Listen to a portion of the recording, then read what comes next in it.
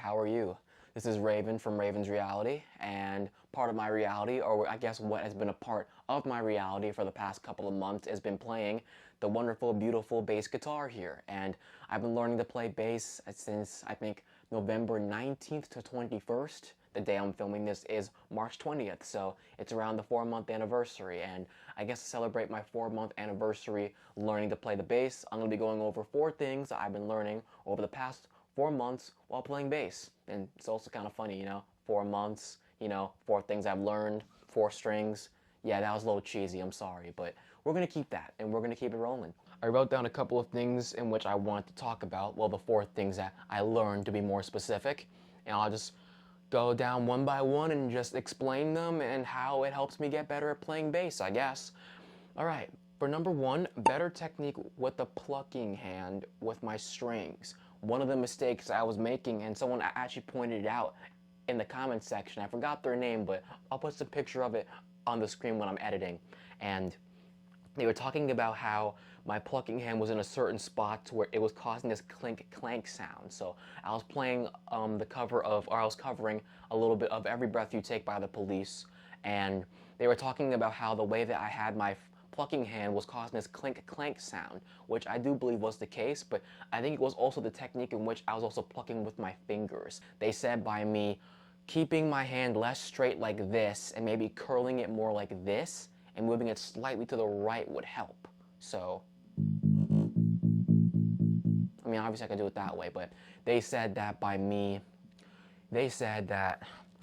curling my hand a little bit more, I believe, and tilting it somewhat to the right, which I'm doing right now, would help to produce better sound and to avoid that clinking clanking sound, just making the sound in which I pluck with more even and just kind of sounding the same. Because if it sounds too different, it's going to be a little bit off, And I guess I'll play Every Breath You Take by The Police, or at least part of it now, to give you an example. And also try to play on beat, because I'm working on my rhythm.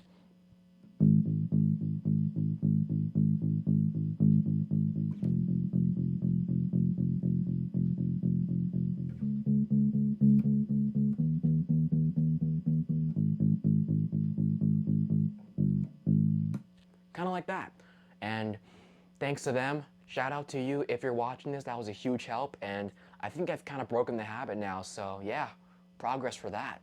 Okay, for thing number 2, muting the strings, and I actually just did one of the muting techniques right there. That was a palm mute, but this one's a little bit different.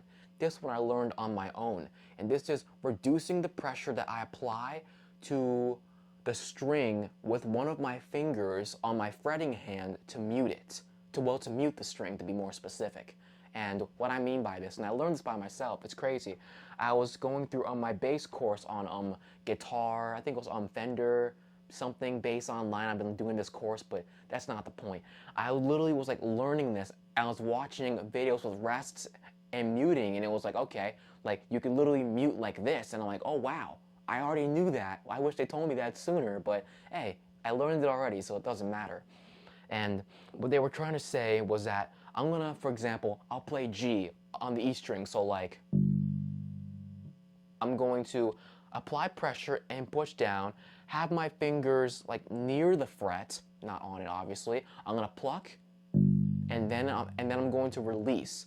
I'm going to apply pressure and then release some of it without completely taking my finger off the string. That way I can, it's like, by me doing that, plucking, and then doing that, my finger is still on the string, as you can tell, and I was able to successfully mute it without making a lot of excess noise or anything. So that definitely helped. I do that a lot now more than ever, or at least I guess sometimes I do. It does help with certain songs, but I'm still a beginner, so I'm still trying to grasp and understand the concept of doing that. Other times maybe I'll just try, muting by, like for example, if I want to go from like an E to a D, I'll like, do this, or I guess from E to D, I'll put my thumb here on this, and then I'll try to, play the D here. So like, if I played this one song I will actually practice throughout my course, it'd be like this.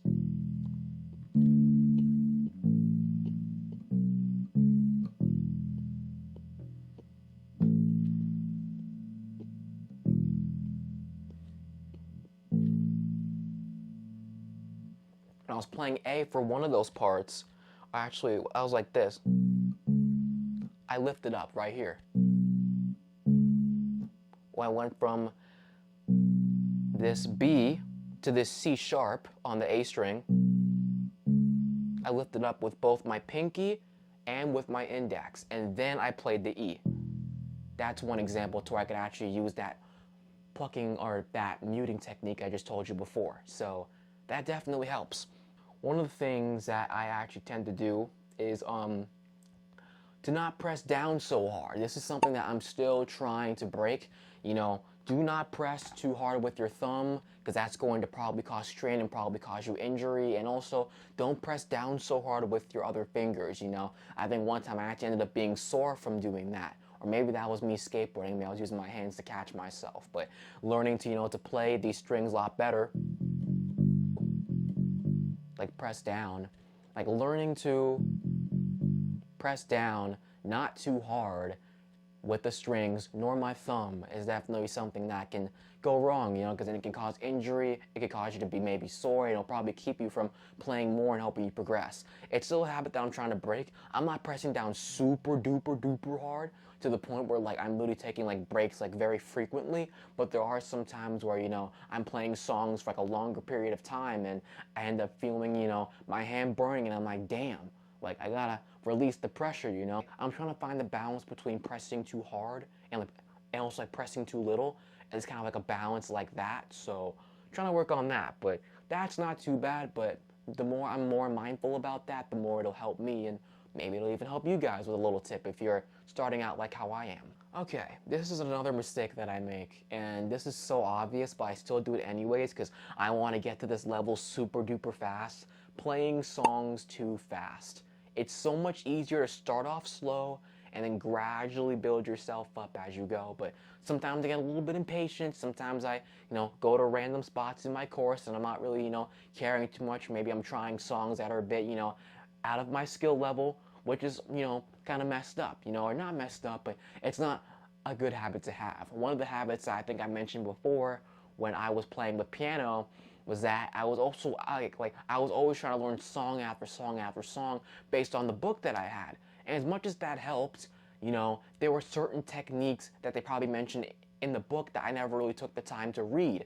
And as a result, I focused more on songs rather than techniques. So my finger strength was lacking. I had a hard time navigating smoothly from one string to another.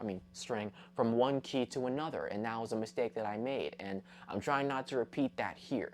So every now and then, I'll look at some songs, see if it's easy, you know, or if the way that the people who actually play is easy, or if not, maybe I'll find some simplified version and just practice doing that instead, you know? It doesn't have to be perfect. I mean, I'm starting out, I'm still a newbie, so yeah, pick it up a little bit slower. And also, play the song slower, you know? Sometimes I'm trying to go like super duper duper fast, and it's just like, dude, like, no, I don't have to play it that fast, you know? Work your way to it.